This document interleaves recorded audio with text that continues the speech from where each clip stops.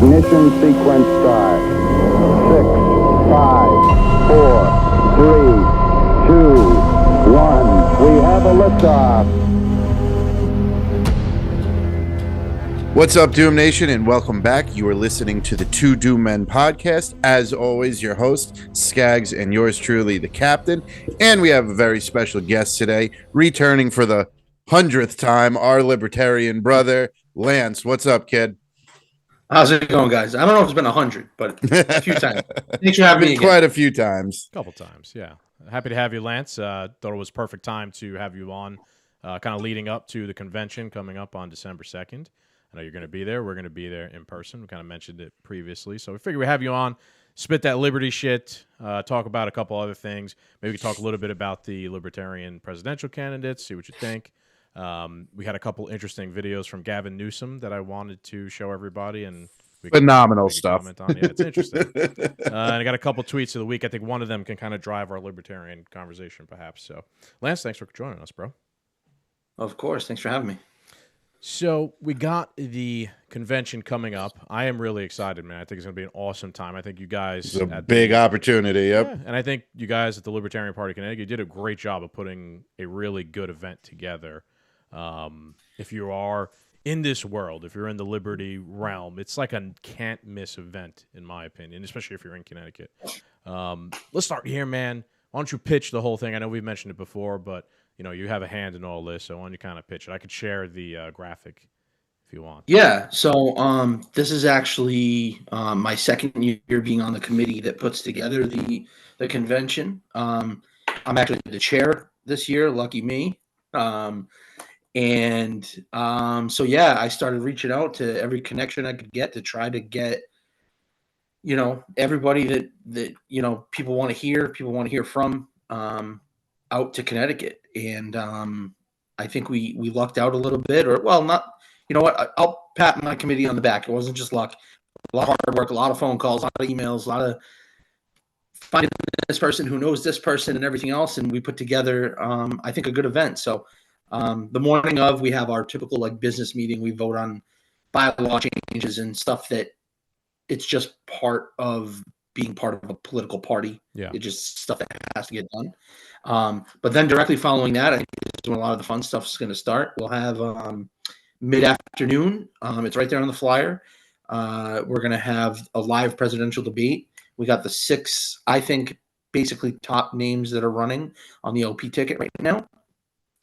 Mike Rectenwald. Some of these guys I know you guys have had on. I listened in. Yep. Rectenwald, Joshua Smith, Chase, Oliver, Lars, Mike Termat, and Jacob Hornberger. These guys are all running for president, so we want to hear what they have to say. Larry Sharp, who's run for VP and president on the top of the ticket in previous years, and he's run for governor of New York. He's actually kind of one of the bigger, more well-known names in the movement. We had him on. He was on his gubernatorial run for New York. He's awesome, dude. He's gonna moderate the debate. He's gonna he's gonna MC the speaker event afterwards, so he'll be there all night. And then we roll into what comes with it. You can get VIP tickets after that presidential debate. There's probably, I think, like 5 VIP tickets left. It's admission into the speaker event later, which is a $45 ticket anyway. But for $99 for a VIP ticket, you can have dinner with all of the guest speakers and all the presidential nominees. And there'll only be like 20 other people in the room, so everybody will have time to actually introduce themselves, shake their hand, ask them some questions, say hi, whatever it is you want to do. The speaker event, we've got Maj Trey from Black Guns Matter, Clint Russell from Liberty Lockdown. You guys talked to him too. I remember that episode, right? You guys had Clint on. Yeah, Clint's doing awesome. Josie, the redheaded libertarian, and Mr. Joe. I don't want to butcher his name. I have several times already. Yeah. He promises me that his name is his last name is pronounced. It's pretty much just like Joe. It's more of a Joe, that's like his Americanized name. But he might be the speaker that I'm most interested in hearing, because I mean, he's for your listeners who are a little bit more aware than the average American. He was an organizer for he was an activist for one of the lead activists for the Tiananmen Square event that happened back in, what was that, like the late 80s, I believe, right? Yep. And now he's exiled and hiding out in America, kind of, yeah. And his story, the few times I've spoken to him on the phone, he's got a pretty amazing story. He travels around the country telling his story. He was a student activist in particular. So I really look forward to kind of hearing from him. So it's going to be a good night. We need people to buy some tickets.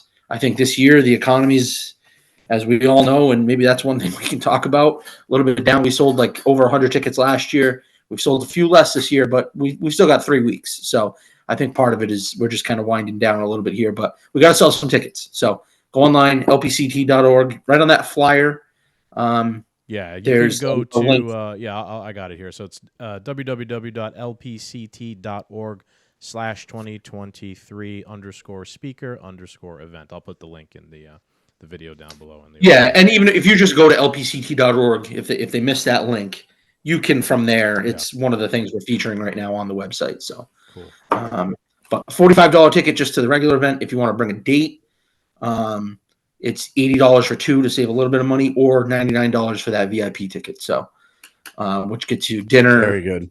It's gonna be dope, entry. Right? It's gonna be at the Cromwell Marriott Hotel in Cromwell, Cromwell, Connecticut. Cromwell, Connecticut. Yeah, we'll be there. And if you want to stay the night, I'm staying Saturday night. There's a bunch of people staying Saturday night. We'll hang out afterwards, either there or find a bar or something, have some fun with some like-minded people. Let them know that you're getting a ticket. You're going through the Libertarian Party of Connecticut. They have like blocked off rooms. I think the rooms, maybe for only another night or two, are like $109. So you save yourself a little bit of money that night on the Saturday night. That's the price we're getting. So get you the hookup. Thanks for letting me plug it. Yeah, man. I'm excited. I'm definitely on board with it. I mean, I love everyone who you guys got coming to this. They're all awesome. I've been following them for a while. Josie, Maj, Clint, all the candidates, they're great. Joe, I guess let's call him, right? Like, I agree with you. I think he has probably the most interesting life story of anyone there. I don't know anything about him, right? But just what he took part in, like this like historical event for humanity, in a sense. It's like this famous event. He definitely is going to have probably one of the most interesting tales to tell everybody. I'd like to try and get him on, and maybe he could tell it to us. I think that would be doubly awesome. But we'll see. We'll see what happens when we're there. I know we'll be there, obviously. We'll be doing a little podcast on the side as well. The debate is going to be on our YouTube channel that Larry's going to be hosting. So it's all exciting. Very excited. Very fun. Any thoughts on that, Cap? No, I'm excited. I can't wait to get out there and see everybody again. And last year it was a great experience. I had an awesome time. So we're going a little bit deeper this time. So I'm looking forward to it. What do we got? 2 nights out there already, so we could get there bright and early Saturday and hang out Saturday night with everybody. And I got to get my hands on one of those VIP tickets. I had bills to pay, so Inflation, man. That's why you got inflation. Yeah, get shit under control. Exactly. Any thoughts, Lance? I want to ask you about the. Any other thoughts on that? No, I mean, I'm looking forward to it. Like you said, the speaker event, I'm hoping guys like Clinton Maj. I mean, Maj came out to Hartford. I was part of organizing that for a 2A rally maybe 4 years ago or so. And he's just anybody. I'm excited to meet him. Before, yeah, anybody. Oh, Maj is the coolest guy. And anybody that's listening to him speak, it's from the heart, from the mind, and the heart, right out the mouth. He doesn't censor himself at all. He lets you know exactly how he feels, and it kind of that type of person and someone who's skilled at that type of thing has a way of you feel the words. You know what I mean? And he's not joking around when he says a lot of the stuff he says. And Clint is the same way. And Josie, somebody when I was first putting this together, somebody on the committee was like, we really should try to get like a woman on there. And I was like, oh, are we going down that road, this DEI shit or whatever? And then they laughed and, we were like, no, but it would just be nice to get like the liberty movement seems to be mostly men, right? So Josie was the first one that popped into my head. Josie knows Clint really well. I knew Clint from last year. So again, it was one of those kind of pulling a lot of strings, and we were able to land Josie. So we're excited to have her come out, and she's going to talk a little bit about the First Amendment and her experience as a journalist, and now she does Timcast. I don't know how much you guys listen to Tim Pool. I do from time to time. She's on there fairly often, and but she's also a journalist, and her experience having to navigate. I mean, imagine being a journalist the past 5-6 years, right? Compared to, I know it's a real journalist compared to a robot. So Josie is awesome, man. It's not a diversity thing at all. She's got more than enough cred and merit to be up there. With everybody. I know she's hosting the Twitter debates also recently. She's doing like Twitter Spaces with Josie, and she's had a bunch of really good debates she's been hosting. So yeah, she's awesome. Looking forward to that as well. Yeah. So that'll be fun. And then the debate, obviously, being a Mises guy, I've been on here before, and so anybody that's listened to those episodes know that's like the caucus I align with. So that's how I met Skaggs, and so that's a kind of a wing of the party. So there's a type of candidate I prefer. I mean, I like to think that all of these candidates know that 2024 Libertarian candidate's not going to win the presidency, right? But we need voices. I know Cap has said in the past, he's been very open about like one of his biggest criticisms of the party is like, you guys need to get it's that marketing problem. That's the way Cap has explained it before. And some of that, I think we're purposely, if they're going to shadow ban two doomed men, what do you think they're doing? If telling the truth. Yeah, right. You know what I mean? Like, so of course it makes it hard to market that stuff. You know what I mean? And but we're doing our, we've had a handful of people on stuff like Joe Rogan now and stuff like that. So it's slowly growing. It's just hard. So I just want to hear these guys talk and hear what they pose as solutions to certain things, and hear how they package our message and the message of liberty to the masses, because who knows, in 4, 8, 12, 16 years from now, by the time my daughter's old enough to vote, maybe there's more libertarian leaning people out there who just want freedom and liberty for the world and understand how wonderful that is, and the opportunity it gives to everybody.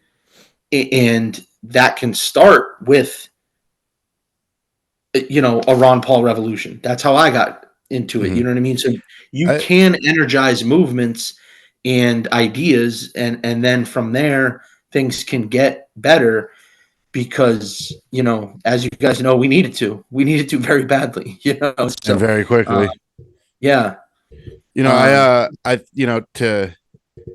The more I've been listening to different podcasts and learning and stuff, I think like it's safe to say going into this election year, there might be more libertarian minded people ever.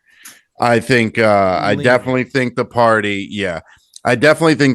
has gained a astronomically like larger platform than it has in the past, because I'm seeing it more and more now. I don't know if it's because I'm more immersed in the world and it's more of like where I'm looking, or just by coincidence that like I never hear Cap say that.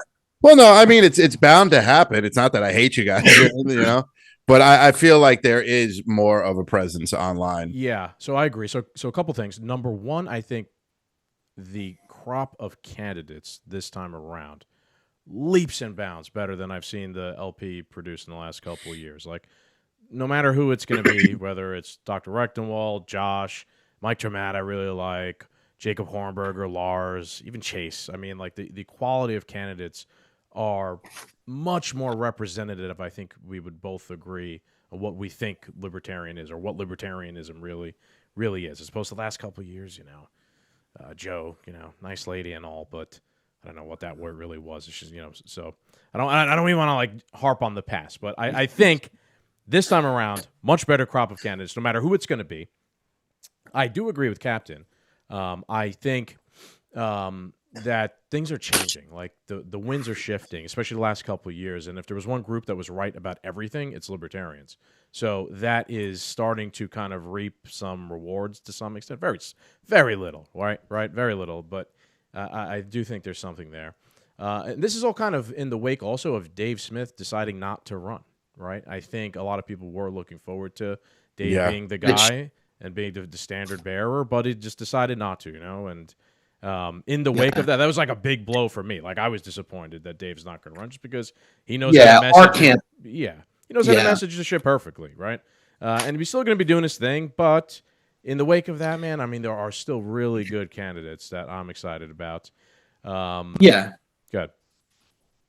Well, no, I mean, you're right. The Dave thing was a blow, especially to our camp, right? But he, the reason he gave, I don't know if it's come up on your show before. It was family, and being a family man now, like that's the one thing that, it's the one excuse that I feel like it's that card's always in play and it's legit. And I know anybody who follows Part of the Problem, his podcast, or follows him.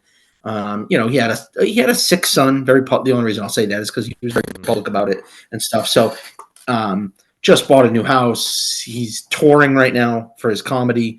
So, it's hard life doesn't always align. Yeah, it's hard to just throw away like putting your family first in your career for a presidential run, because that's essentially what you're going to have to do. And it's time consuming, dude. Like it's time consuming being a family man, a father, and doing a podcast right here once a week. Right, like it's very hard to find the time to do all this shit. So yes, I get it. Like it just wasn't the right time. I have no qualms about it. Of course, I'm disappointed because he's the fucking man and he would have done a great job. But I get it. Yeah, I mean, he's got a big following. He has one of his good friends is Joe Rogan. There's no bigger platform in the world right now than Joe Rogan, right? And anytime he's on there, I get pumped because I know 10 to 15 million people are going to hear somebody who packages that message well. And that's what I'm looking for in a candidate. I just want somebody who 1 out of every 100 ears they touch is going to be like, these guys are fucking onto something here. And like, you know what I mean? And like, then they start exploring the ideas. That's how I came into it with Ron Paul. I think that's what we need more of. I want to touch on something that Cap, I never thought I'd hear Cap, because every time I've ever talked to Cap, he's like, listen, I mostly agree with you guys, but you still don't have that hometown hero. That that name brand. Right. And you're right, but the fact that you're saying that more people are hearing just the word libertarian and diving into the idea and like, oh, what is this? And they're curious about it, and you're hearing it more out there and you're hearing it on Joe Rogan, on Tim Pool, on David. You know what I mean? Like these huge podcasts, huge, and I think Clint is going to be on Tim Pool's show regularly. He's going to be 17th. Yeah, that's he's going to drop. Hopefully, he's going to mention the convention actually on there. I talked to him the other day, but so that'll be big. Josie was on there right before. I wasn't able to get her to talk about it, but I think it's. I don't know if ironic is the right word, but I think a big reason why you're hearing more about the philosophy and seeing people kind of aim that direction, or at least be curious about it and want to learn about it, is ironically because of something that is libertarian by nature, which is to decentralize things. Mm-hmm. And that's what podcasts have done to the world of news. Yeah, right. And the mainstream media is fucking dying. You're not going to touch anything that's outside of the there's more people that will give the Libertarian Party an opportunity to speak on their platform, such as we do, to get that word out there. Yeah, and like Rogan says, Dave Smith says it. It's also like long form. You get to have a conversation with these people, and it's not just about 30-second like little tidbits. And so it's good to see that the decentralization of something like the press, if you want to call it that, or just news outlets and media, is kind of helping, which is what we've been saying forever about almost, you name the category, we just want to decentralize the power. And so to see that give us an opportunity to get our word out there is a really cool thing. And I think the other reason that maybe people are starting to like at least be curious about libertarians is, I think for more than a decade, maybe two, or at least a decade and a half, you've seen a country saturated with people who they know there's something wrong. That's the way that I like to word it. They know that they know there's a disease, a sickness. They're just constantly prescribing the wrong medicine, but at least they've taken the first step. Like, it's not like in the 90s or like Bill Clinton era, that time, like when I was a kid, most people were like kind of the country, we're the best country in the world. We're one, we're Yeah. doing awesome. This, that, and the other, and they kind of turned a blind eye to everything. But the past decade and a half, everybody's complaining about something politically, and some, education or the policing or this or that or the wars or whatever. But they're just not prescribed. And the biggest piece of evidence I point to with that is if you look at the four, I'd say the four most famous in the strict word of what famous means, the four most famous national level like politicians, I think they have been in the past couple decades. It's Obama, Trump, AOC, and Bernie. Those four people have had a level of like fame and popularity. Maybe that's the right word. Sure. That we haven't seen in anybody else in those four. And all four, I don't think by coincidence, they all know that that's what the American people by and large think. They're all prescribing the wrong thing, I think, but their message is shit's not going, make America great again. Right? They're running insurgent, anti-establishment campaigns to some extent, and then you could debate afterwards if it was a farce or not. But I think or you could even use Robert F. Kennedy Jr. right as another example. He's polling tremendously well, or even Vivek Ramaswamy. Like the things some of these candidates are saying, there's obviously an appetite for that by the people because they're becoming popular and they're being successful now. Like. The key is afterwards when they actually get into a position of power, what do they do? Right. Yeah. So America loves a good anti-hero, man. They just love a good anti-hero. Just to present yourself as that anti-establishment. No, even if you're the most most established person you could be, like AOC, but she gets to vote against the machine every so often, so she gets to put up the facade of it. Just America likes a good anti-hero, and I think Vivek knows that, and that's why he talks in such a manner as well. Yeah, and AOC and Bernie, they're obviously for bigger government, which I know isn't the right answer, but I think what they still packaged was something just radically different than what we've been using, socialism. They've, democratic socialism, whatever they want to call it, right? So they're on that wing, and then you got Trump that's Make America Great Again, basically saying the world sucks now. Let's make it like it was in 1950. You know what I mean? Like, and then that appeals to everybody. And then who's the other? Oh, Obama, change we can believe in. They're all like Skaggs said, it's all packaging the idea of what we have now is not good. We're not. Let's and so I think now hopefully the next step is people realizing that every 4 years we keep playing this game and not much really changes, right? How many of us were saying 4 years ago, we're still going to be in all these stupid ass wars. Yeah. Our dollar's still going to be tanking and people are going to get poorer. We're still going to be locking up more peaceful people than by capita than pretty much anywhere on the planet. All the, the schools are still going to suck. This is still going to, the only thing that's going to be different is there's not going to be mean tweets. How many of us were saying that for, everybody, that's all we were saying. November 4th, 2016, I knew the next front runner for the Democratic Party was going to be Joe Biden. There's no question. I knew it 4 years in advance. Yeah, and it's so hopefully the next step is people start to realize, this is what I think is slowly starting to happen to the point you originally made, Cap, is that more people are starting to say, okay, I know there's a disease. I thought the answer was Democrats. That doesn't look like the right medicine. I knew there was a disease. I thought the answer was Republicans. That doesn't look like the right medicine. You know what I mean? And I think more people are starting to see that than ever before. So hopefully, fingers crossed, Right. I think the veil has kind of been lifted for a large amount of people, or they've taken the red pill. Let's put it that way, like we normally do. Yeah. And, there's all these candidates from the two, parties, and they might have this facade of being a rebel or an insurgent or an anti-establishment or whatever. Even Trump, right? I have my criticisms of Trump.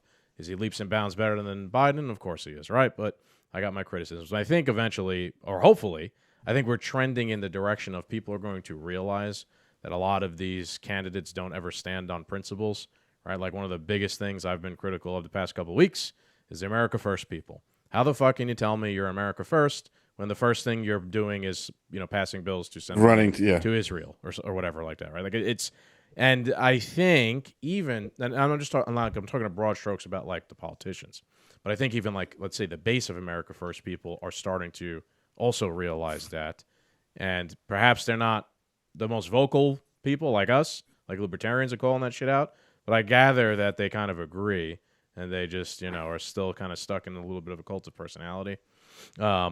Actually, we're talking about Dave before. Another interesting thing that's going to be coming up, I think, on Wednesday is Dave is going to be debating Laura Loomer on Israel, which I think is fucking fascinating because you're going to have somebody, our guy is going to be going up against one of Trump's like major surrogates on an issue where that camp sucks, right? And it's like obviously.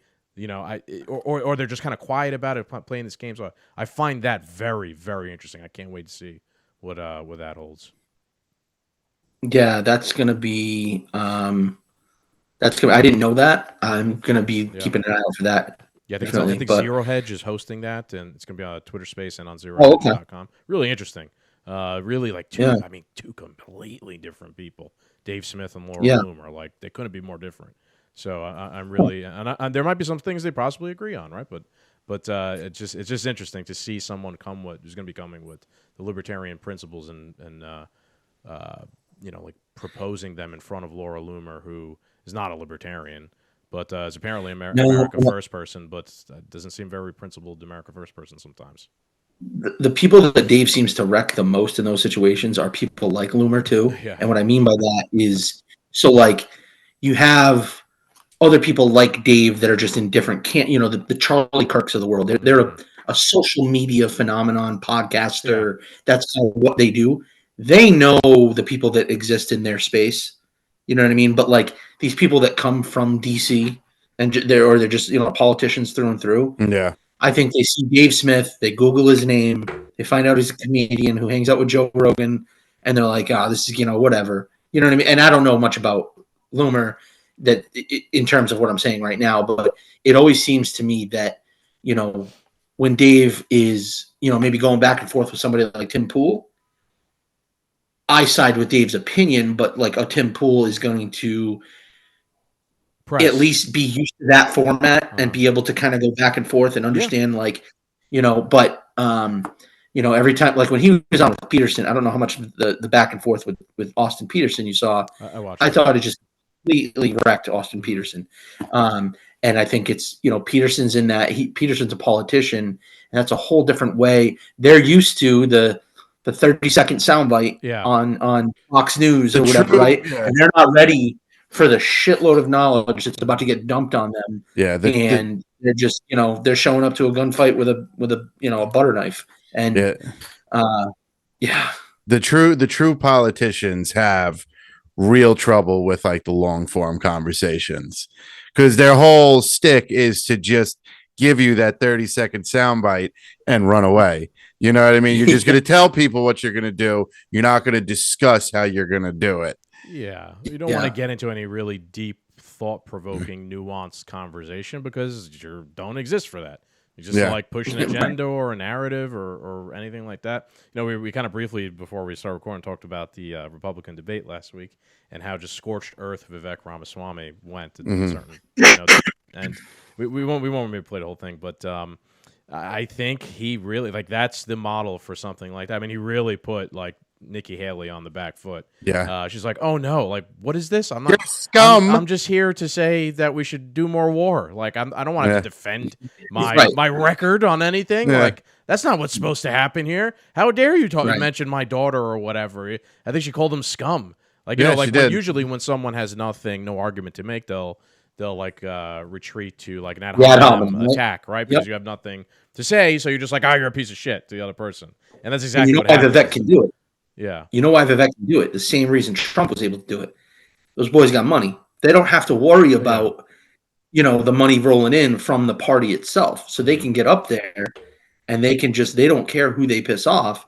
Because that was one of the first things somebody said. It might have been Haley herself said, you guys are never getting $1. You're never getting $1 from us now. Oh, The Vec's worth the $600 million. Ronna McDaniel, the GOP chairwoman. Oh, yeah, right. She basically said, Vivek's Yeah. not getting any more money from us whatsoever, which I'm pretty sure that's He doesn't against the rules. You can't. Just Which do is it. amazing Yeah. that they could just decide, like, no, we're gonna starve your campaign now. Yeah. Yeah, right. Which, like Skaggs said, is probably breaking a whole lot of. Yeah, like the chairperson of the, you could even go back to like Debbie Wasserman Schultz. Like she kind of was doing some shady shit back in 2016 towards Bernie because she was obviously biased towards Hillary Clinton. Obviously, this is the most corrupt fucking people ever, so there's never going to be any justice for that. But you can't, as like the chair of the party, play favorites with the candidates. It's supposed to be an open, at least by their rules. I'm not sure about the Libertarian, but... It's time the right got exposed, and we are going to witness it very soon. Oh, yeah. So, Lance, I wanted to run a tweet by you. This is going to be one of my tweets of the week, but I thought this was interesting, and we'll get into a little bit of libertarianism here with this tweet. But it's we were talking before about how the party's gotten much better, right? Like the messengers have gotten much better, the candidates have gotten much better, but the old guard, like they're hanging around. And I'm not sure if this guy is from the old guard, Jonathan Casey. I'm not sure if you're familiar with this guy. But he's one of the. He and another guy, Eagle, are like the Eagle. heads. I blocked of Eagle. The... I'm done with Eagle. I can't take his tweets anymore. Actually, blocked him. so now, these two are heads of. Yep. They're the head of the. They're now calling this. So they kind of rebranded. Classical Liberal Caucus. Classical Liberal. Yeah. Caucus, but it's the old Sarwackian like brand. What we call them. Yeah, what we called them in the Feds. in the Mises circle.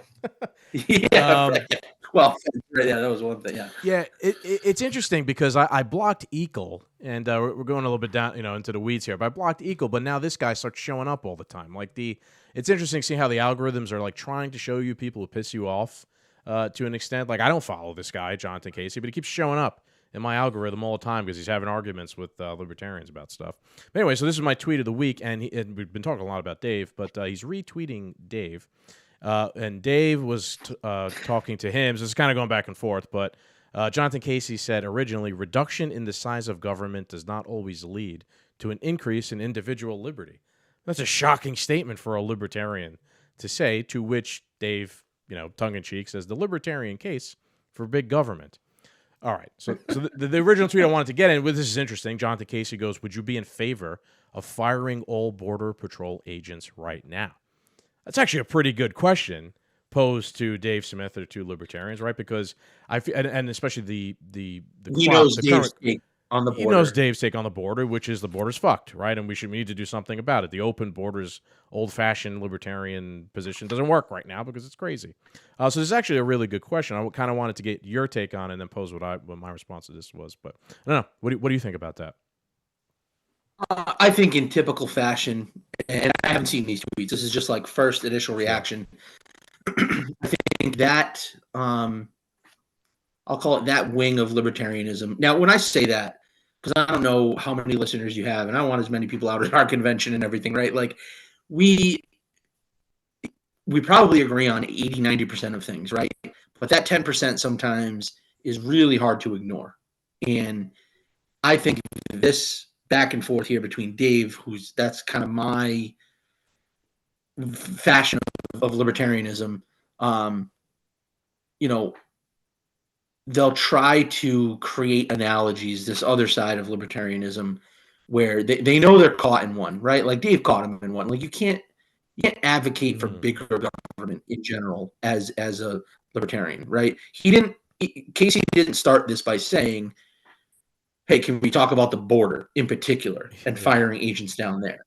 He came out just basically advocating for more government agency and more government employees. Or what was the initial tweet?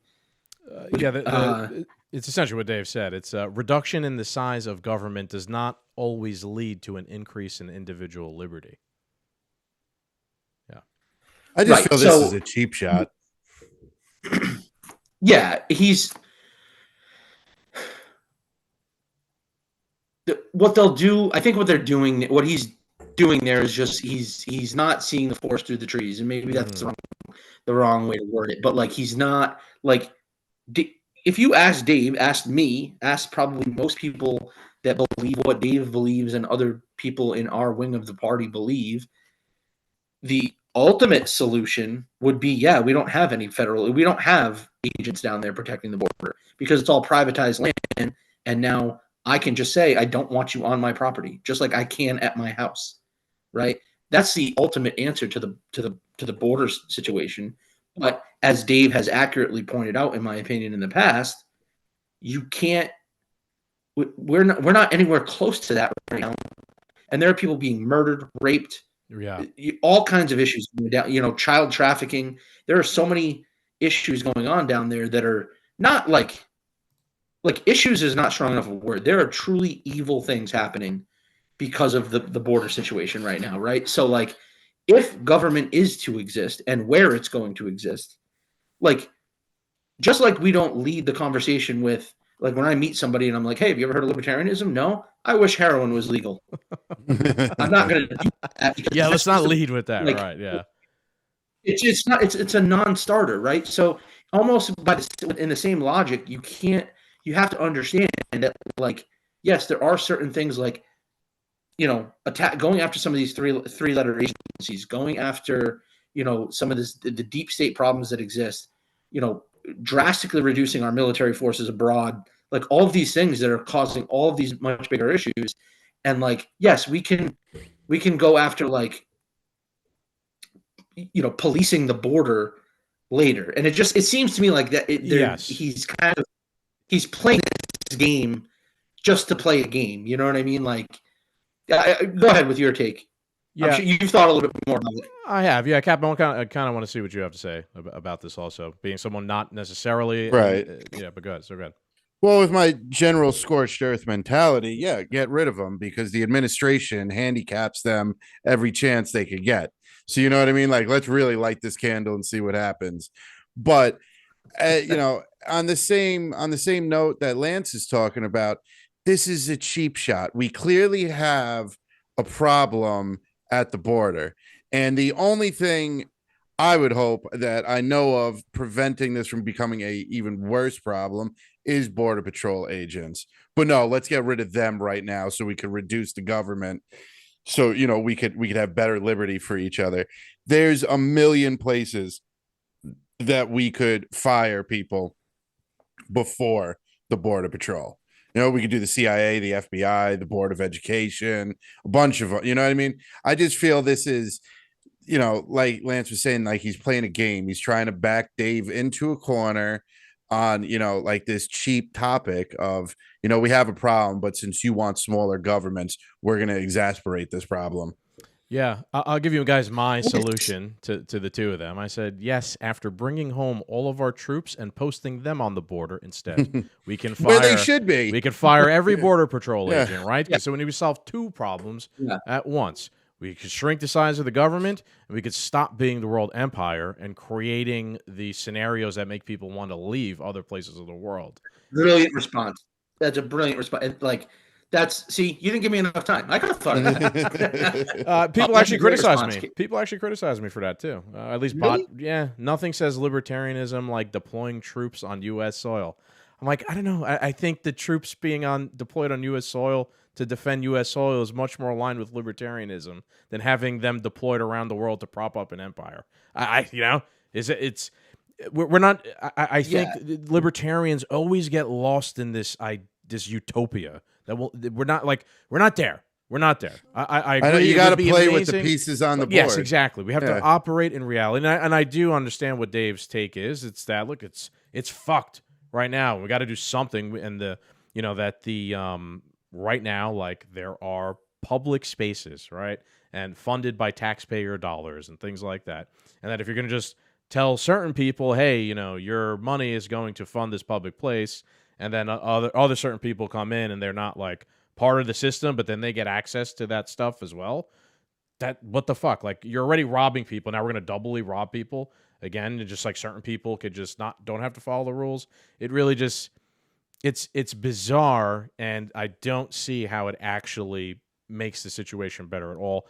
Especially like we had Mike Tremont on, and he went and he told us a story about how he went to the border and toured the whole thing, and like, yeah, it's fucked, it's bad. Like there's rape, there's the narcos are like trafficking children, all these things. He was telling us a story about how like there are good border patrol agents, good police officers down there trying to do the right thing, and he was trying to tell us like, tell some of these guys who know that like that van over there has a kid that's been like kidnapped in it or something like that, and tell them to go like not do something about it.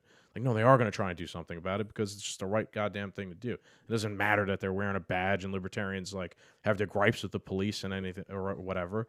There's just bad shit happening. Someone's got to fucking do something about it. And that's the reality of the situation.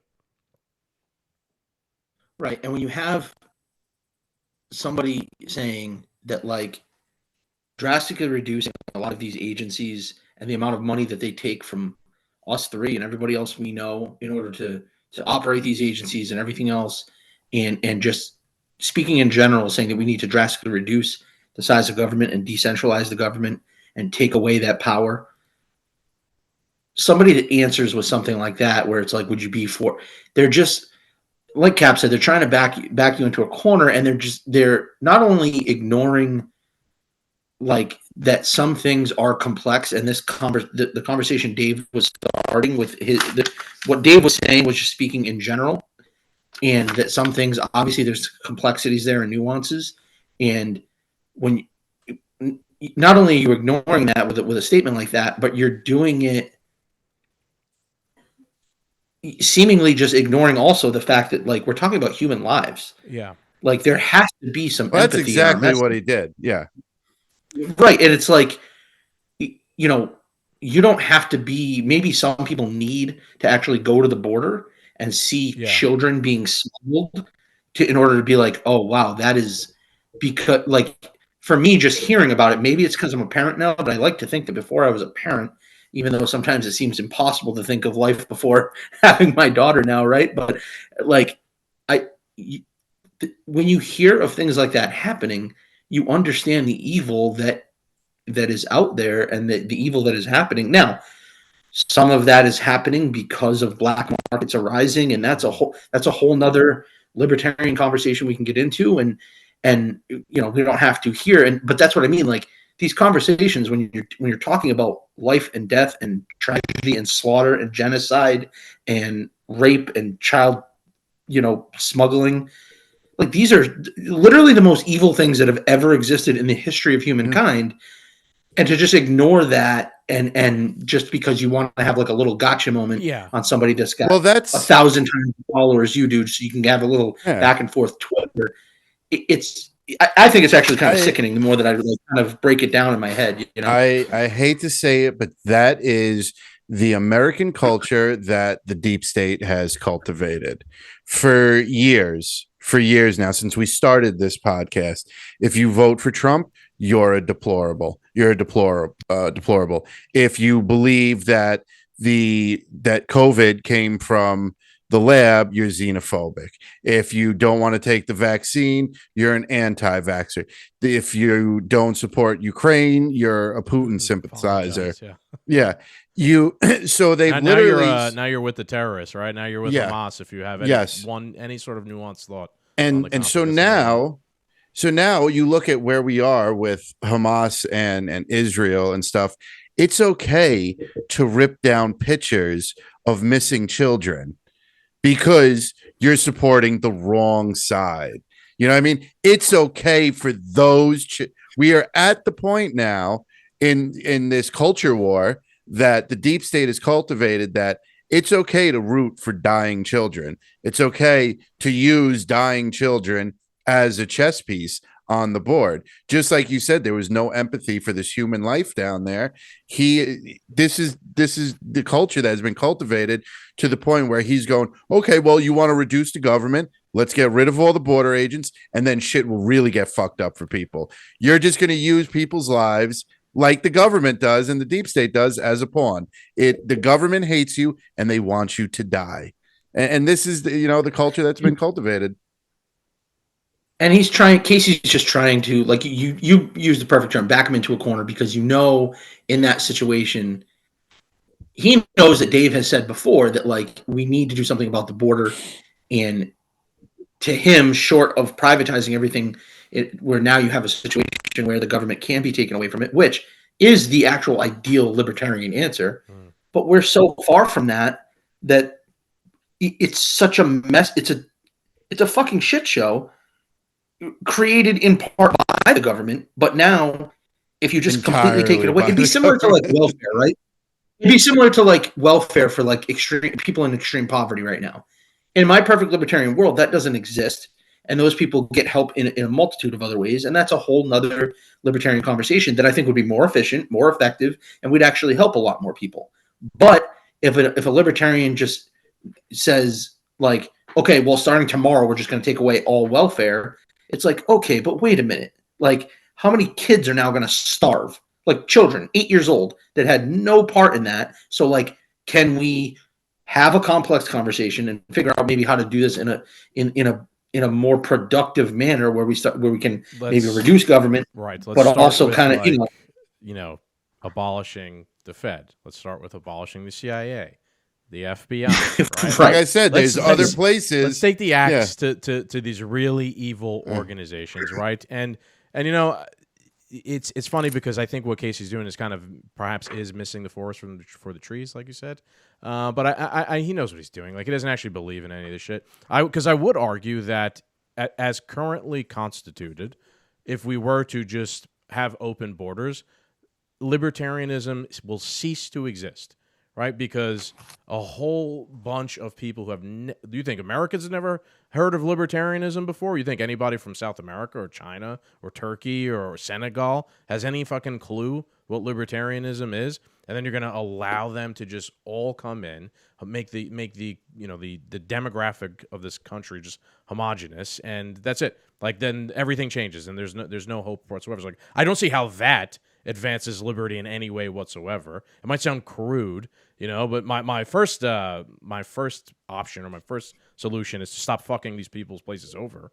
I don't think you could just like go around the world and export your ideas to people, at the barrel of a gun, like they've been trying to do for the fucking past 20 years, even though it's not what they're really trying to do. But, I'd like to preserve or, advance the cause of liberty here and then be the beacon on the hill later. But we can't do that if the hill is under invasion by people fleeing places that the regime destroyed elsewhere.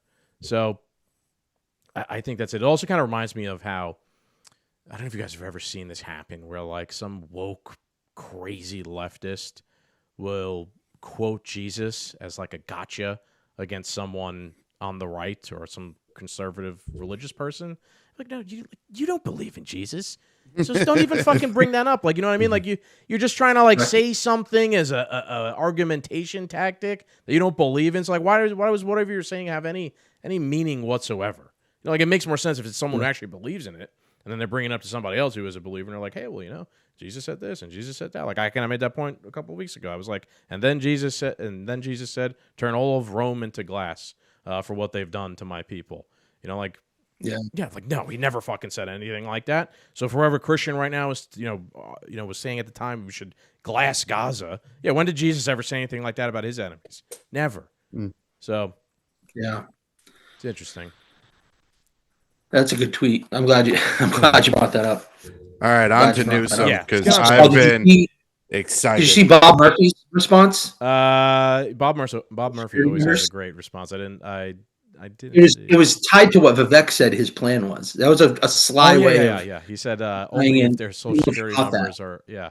Bob Murphy said like only if their social security numbers end in an odd number, which is Vivek's plan. That he's going to on day one fire 50% of the government by firing anyone who has an odd number social security number, because he's saying that protects him, the president, from any lawsuit saying that it was like biased in any way whatsoever. He's like, no, it's not biased. It's random. If you have an odd social security number, you're gone. Goodbye. Yeah, it doesn't matter at all positions of government. Downsizing. Racist. Yeah. Right. All right. So downsizing. Let's move on to go. You identify somebody with a social security number that's even. Oh yeah, that would be something. That's how they'll get him. I saw an old man comedian today say, he goes, I'm 73 and the male life expectancy is 76. and the women's life expectancy is 86. So I figure I could transition and gain a couple of years. There you go. Yeah, and the world is your oyster nowadays. All right, so Gavin Newsom, they're under some scrutiny in California, San Francisco particularly. They're hosting this Asian leader conference in San Francisco. Xi Jinping, the president of China, is supposed to be showing up there. And over the weekend, it was funny. People are like, "Where'd all the homeless people go? They all just vanished." If we could set the scene, all the homeless people are gone. The streets are clean, and there's fencing and gates and barriers everywhere.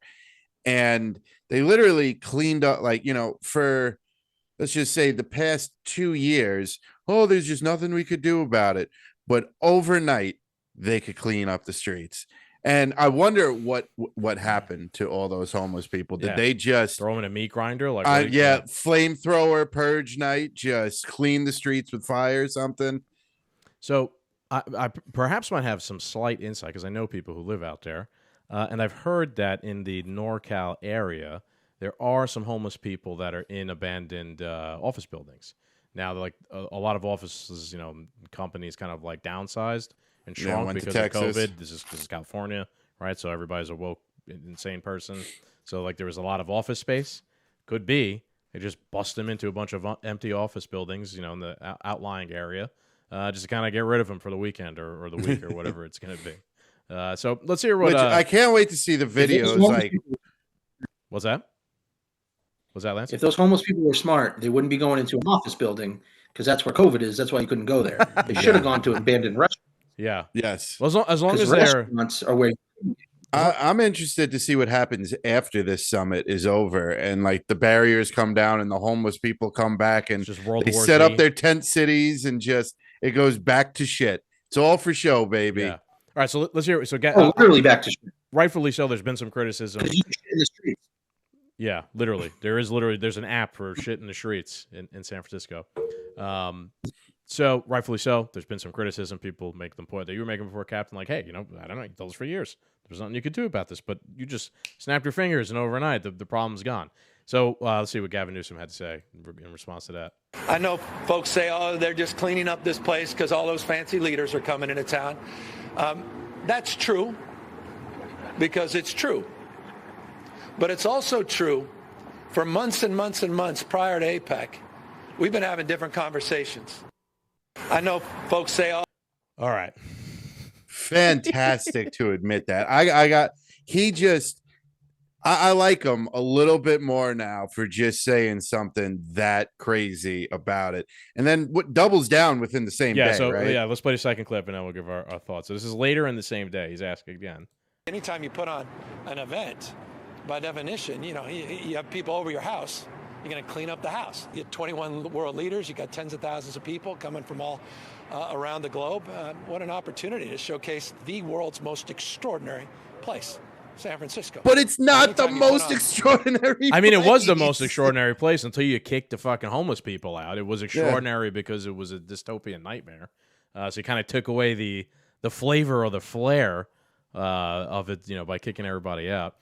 I don't know, man. What do you guys think? This is truly this is like one of the most like Chinese communist like pages he could have taken out of his book, out of like a communist book. Like, remember when China held the Olympics and they just built the arena next to like an old factory that no one lives around just to make it appear that like they're on the up and up and everything's perfect?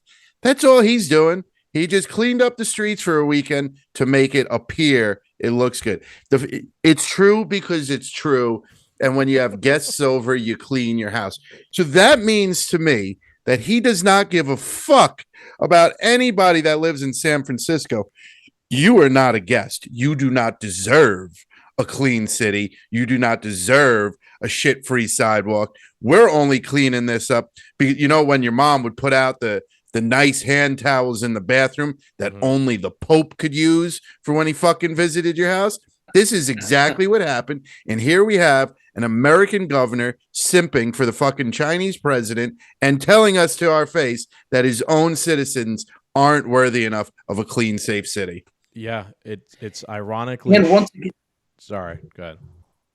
no, go ahead. I was gonna say it's ironically straight out of the playbook of communist regimes. Right? I'm Yeah. sure you guys have heard of the term Potemkin villages and things like that, right? Like, I mean, he's literally making sure, like in now back in a more reasonable time when American politicians would go to, let's say, North Korea, or let's say the Soviet Union, or let's say China, they'd make sure that there was like fake, stands full of food, like in the town, right? Because they're like, oh man, the Americans are coming. We don't want to like make them look like communism sucks. We want to make it look like it works. So now that this, in a sense, it's kind of the inverse now. Now we have the communist president coming to America, and the American governor is like, kicking the bums out. Because you could clean up your house before the people come over. We don't want them to think that this place is not extraordinary or whatever it is he's saying. Really, it really is fucking something special to see how the things have shifted over the years. California, man, San Francisco, like not for nothing, but it was back in the day, like the second Manhattan in a sense. People should treat it that way in America. Like San Francisco was like the other side of the country is Wall Street, and whatnot. Really booming, symbol of capitalism. Go ahead, Lance. In typical far left progressive fashion, it's like this fake virtue that we all knew was there. Anybody that can see through these people always know it's there, right? They always say how much they want more of your tax money and more power and more, government monopoly over certain industries to help people and all this other stuff. But they were never helping any of these people. Homelessness, and now, and not too many people know this about me, I was homeless for a long time as a kid. And I grew up in foster care, group homes, orphanages. I was homeless. I would run away, be a street kid, get myself into a lot of trouble. So I know that there's an industry behind it. Mm-hmm. There are a lot of government employees that if they start curing homelessness, Joe Rogan actually touched on this on an episode in the past. If they start curing homelessness, which they can, the billions of dollars that are put into it, they could, it eliminates their jobs, right? One trick pony. That's how government works, right? That's how government operates. That's how government works. But it's this fake virtue and this fake. They love to make themselves sound more virtuous, more holy than thou, right? And yes, he's right. When somebody comes over your house, when somebody's coming to my home, I clean up a little bit more than I would have, right? You make sure everything's nice and tidy. You got guests coming over or whatever. But when I'm doing that, it's not harming a bunch of you're talking about your underwear. You're not talking about human beings, right? Well, no, let's break it down. You have a child. He's comparing the extra dishes in his sink to human life. Yeah, I like where you're going, Captain. Go ahead. I want to hear you expand on what you're about to say. I know what you're talking about. You both have children. You clean up your house because you have people coming over and you want your house to look nice, but you're not cleaning up at your house at the expense of your children who like live in filth 24/7. You know what I mean? Like kids make a mess.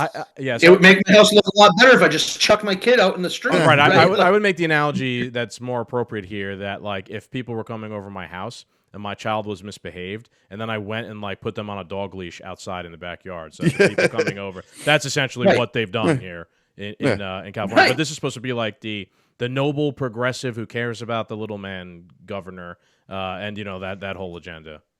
It's the world we live in now, where when something really tragic happens in this world, some hate act. I remember, like the Orlando shooting a decade ago or whatever. There was, I think, a gay bar, a gay nightclub that got shot up. It was a hate crime. It seemed I'm not 100% sure of that, but I think it was. The Pulse. What's that? The Pulse night in Miami. It was in Orlando, right? Yeah, I think so. I think they were targeting the gay community. I believe the shooter was targeting the gay community on purpose. I believe. I could be wrong. It depends if he was CIA or FBI. Well, it depends because one of those mass shootings that targeted the gay club, it was spun as that. It was spun as a targeted attack against the gay community. But the shooter's manifesto, it highlighted all kind of acts of war aggression that America has caused over the past 20 years, and like the war on terror and shit like that. Because I think the guy was Muslim. And like the media quickly made sure that wasn't the narrative around that. They was like, he hated gay people or whatever. Like, no, if you looked at what he was actually complaining about, Yeah, in fairness, yeah. I'm not sure if that's it's probably not the the best one, but example. anyway, yeah, we go down a rabbit hole there, but It was so long ago that I don't remember the details, but I'll use a more recent one. When like the Ukraine-Russia stuff all started popping off, right?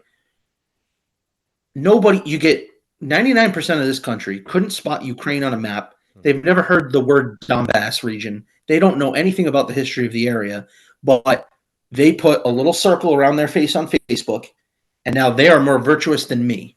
They are more holy than thou. They are a nicer, kinder, better person than I am, even though I know the history behind it. And if I share to an extent, I'm not Scott Horton, right? But like I share a little bit of tidbits here and there on social media what I know about it to kind of maybe let people know, like, hey, not everything's as it seems, right? And then I'm painted as like this evil person, and I didn't put the Ukraine flag on my, so it's that magnified. It's that virtue signaling with no actual virtue behind it. But now magnify that because it's within the hands of somebody as powerful as a governor. What right? what was it called, So Skaggs? Objective it's virtue signal. Yeah, no. What's that? Objective moral objectivism. Yes, moral objectivism. As long as your morals are objectively aligned with mine, you're a hero. The second they're not, you're a piece of shit. Execute you, re-education camp. There's no limit to how far we're allowing it to go if your morals don't align with mine. Yeah. It's sad because a lot of those people and homelessness is another one of those things that, back when I was a kid, if you saw homeless people, it was much more often. Homelessness has even changed a lot in this country.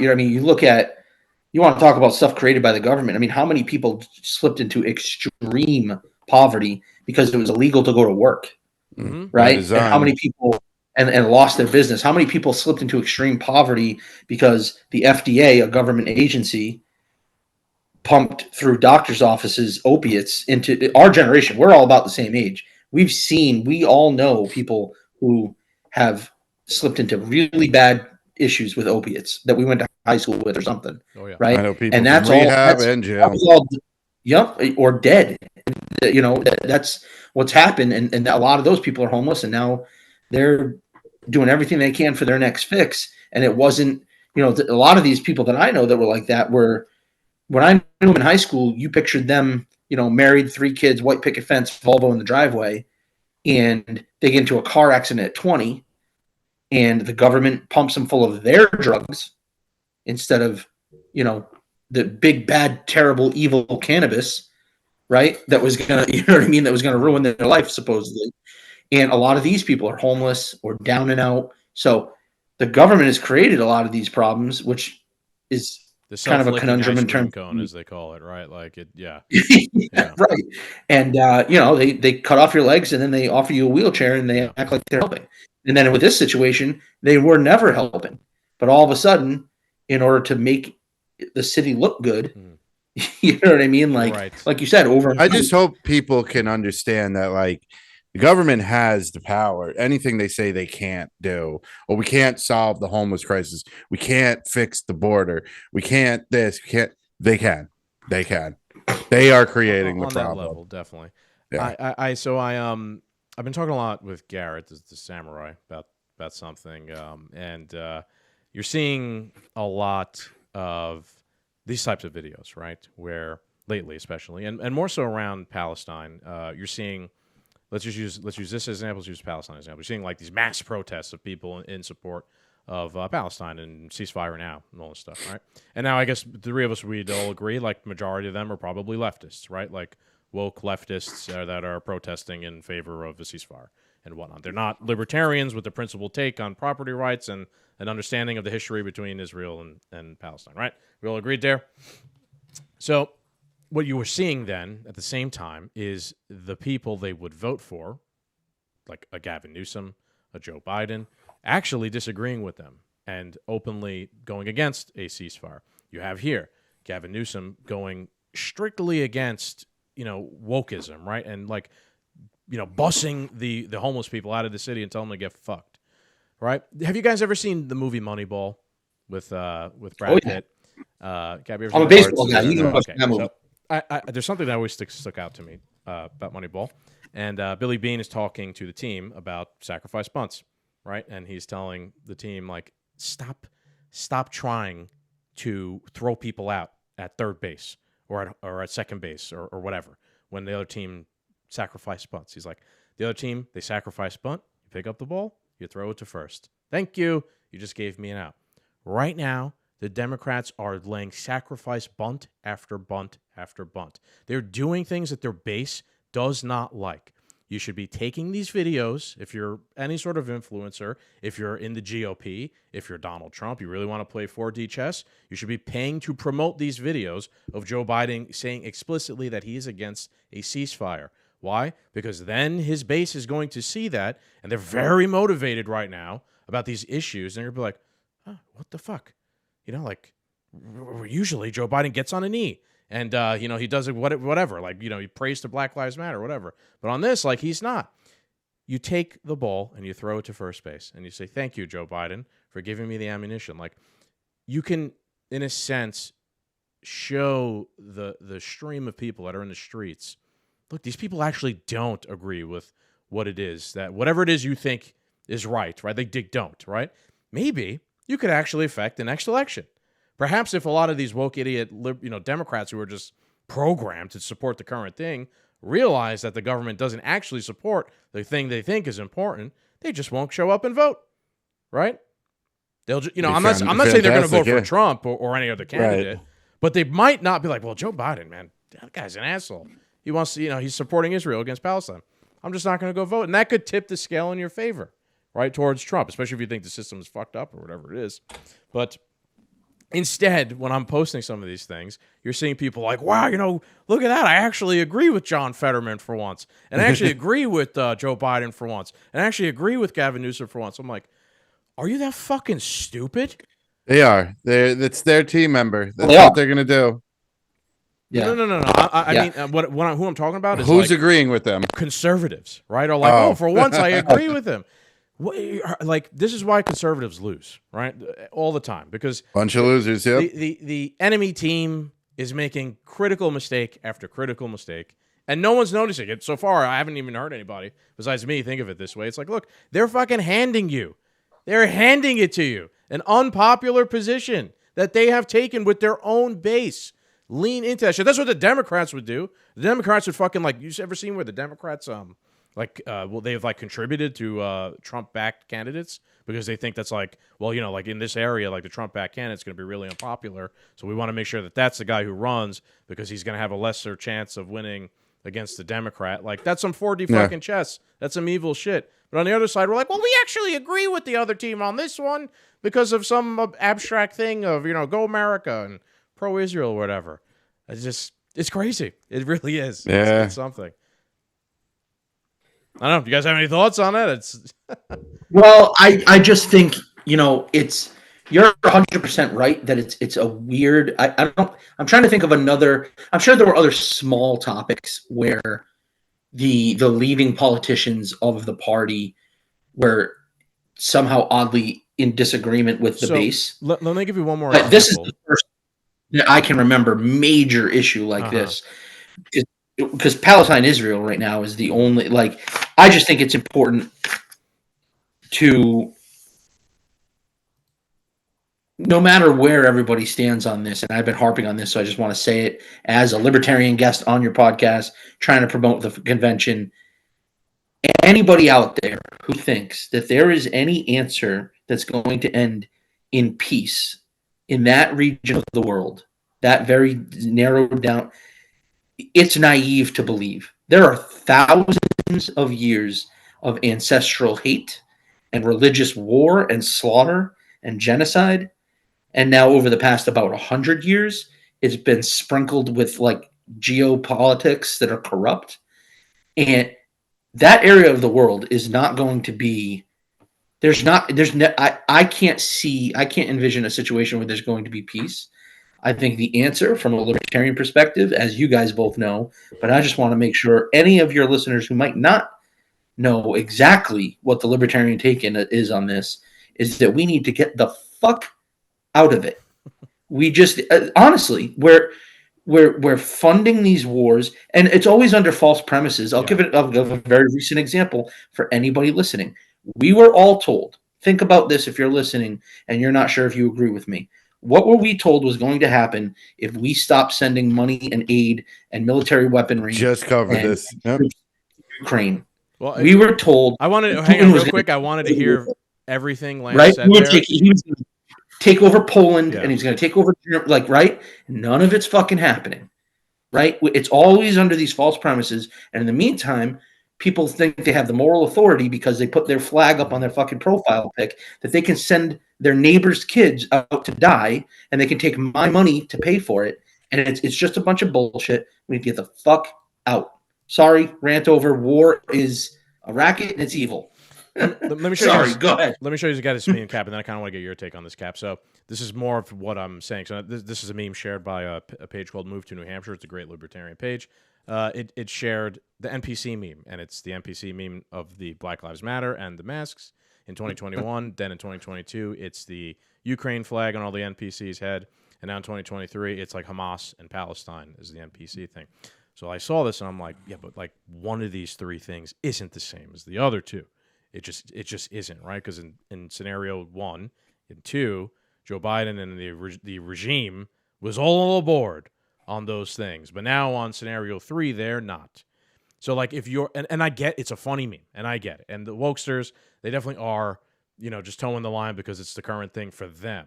But if you're not like understanding that this is an opportunity to use this against the regime, you shouldn't actually be making memes like this.